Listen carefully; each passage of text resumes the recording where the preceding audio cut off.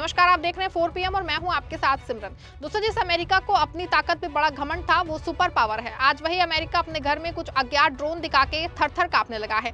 बड़ा सवाल है कि सुपर पावर अमेरिका क्या अपने ही घर में महफूज नहीं है? क्योंकि कल रात वॉशिंगटन में जो हुआ उसने पेंटागन और व्हाइट हाउस की नींद उड़ा दी है। खबर है कि अमेरिका के विदेश मंत्री मार्को रूबियो और रक्षा मंत्री के घरों के ऊपर रहस्यमय ड्रोन मंडराते देखे गए हैं। दावा किया जा रहा है कि ईरान ने अमेरिका के उस सुरक्षा कवच में छेद कर दिया है जिसपे ट्रंप को बड़ा नाज था। लेकिन कहानी यहीं खत्म नहीं होती है। ट्रंप प्रशासन के अंदर ही बगावत शुरू की गई है। खुफिया एजेंसियों की प्रमुख तुलसी गबार्ड ने संसद में वो सच बोल दिया है जिसने ट्रंप के युद्ध के दावों की धज्जियां उड़ा दी है।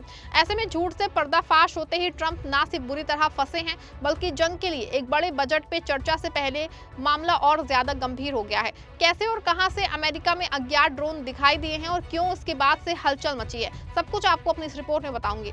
दोस्तों, सबसे पहले बात उस हड़कंप की जिसने अमेरिका को हिला दिया है।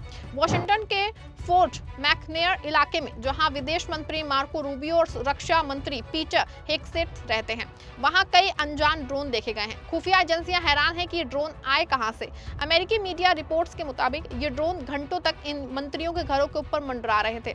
व्हाइट हाउस में इमरजेंसी मीटिंग बुलाई गई और मंत्रियों को सुरक्षित ठिकानों पर ले जाने की बात होने लगी। याद रहे, ये वही मार्को रूबियो हैं जो ईरान के खिलाफ सबसे जहरीली जबान इस्तेमाल करते हैं। क्या ये ईरान का सीधा मैसेज है कि अगर आप हमारी सरजमीन पे हमला करेंगे तो आपके बेडरूम भी महफूज नहीं रहेंगे? ट्रंप साहब, आप दुनिया को डराने चले थे, अब अपने ही मंत्रियों को बंकरों में छिपाने की नौबत आ गई है। न्यूज 18 की दोस्तों एक खबर के मुताबिक हाल ही के दिनों में एक ही रात में कई ड्रोन देखे गए, जिसके बाद व्हाइट हाउस में एक आपात बैठक बुलाई गई। हालांकि डगलस एयरफोर्स बेस और ज्वाइंट बेस मैकगुअर ब्रिक्स हेकहर्ट्ज पे सिक्योरिटी स्टेटस चार्ली कर दिया गया है, जो संभावित हमले का संकेत देता है। ड्रोन खतरे को देखते हुए कुछ समय के लिए रूबियो और हेगसेट को दूसरी जगह शिफ्ट करने पर भी विचार हुआ। हालांकि अभी उन्हें नहीं हटाया गया है। पेंटागन ने इस मुद्दे पर ज्यादा जानकारी देने से इनकार किया है, जबकि FBI संदिग्ध घटनाओं की जांच कर रही है। इसके अलावा मौजूदा हालात को देखते हुए अमेरिका ने खुद दुनिया में अपने दूतावासों को भी हाई अलर्ट पे रखा है। ये सब ऐसे समय में हो रहा है जब ईरान से खतरा और तनाव लगातार बढ़ रहा है। आमतौर पर ईरान के वरिष्ठ नेताओं की मौत के बाद ईरान की ओर से बदले की धमकियां लगातार दी जा रही हैं और वो अपनी सारी ताकत इजराइल अमेरिका को नुकसान पहुंचाने में लगा चुका है।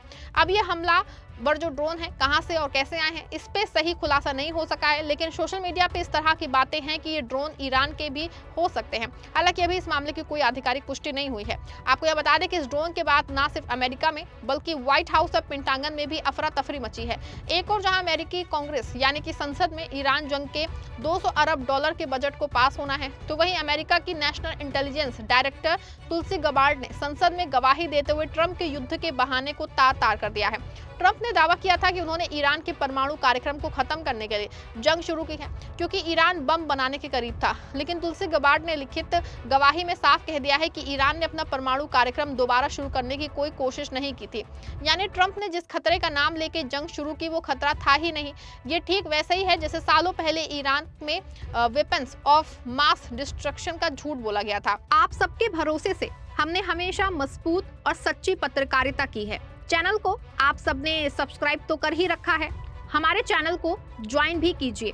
हमारे चैनल के मेन पेज पे जाइए, जहां सब्सक्राइब लिखा होता है ठीक उसी के बगल में आपको ज्वाइन का विकल्प दिखेगा। ज्वाइन बटन पे क्लिक करके पेमेंट प्रोसेस पूरा होते ही आप हमारे सफर का मजबूत हिस्सा बन जाएंगे। तुलसी गबार्ड के बयान ने साफ कर दिया है और साबित कर दिया है कि ट्रंप और नेतन्याहू ने मिलकर एक फर्जी नैरेटिव गढ़ा ताकि अपने सियासत को उसको चमका सके। अमेरिका की खुफिया एजेंसी की प्रमुख तुलसी गबार्ड ने कहा है कि ईरान ने अपना न्यूक्लियर प्रोग्राम फिर से शुरू नहीं किया है। उनके मुताबिक पिछले साल जून के हमलों के बाद ईरान की ये ताकत लगभग खत्म हो गई थी।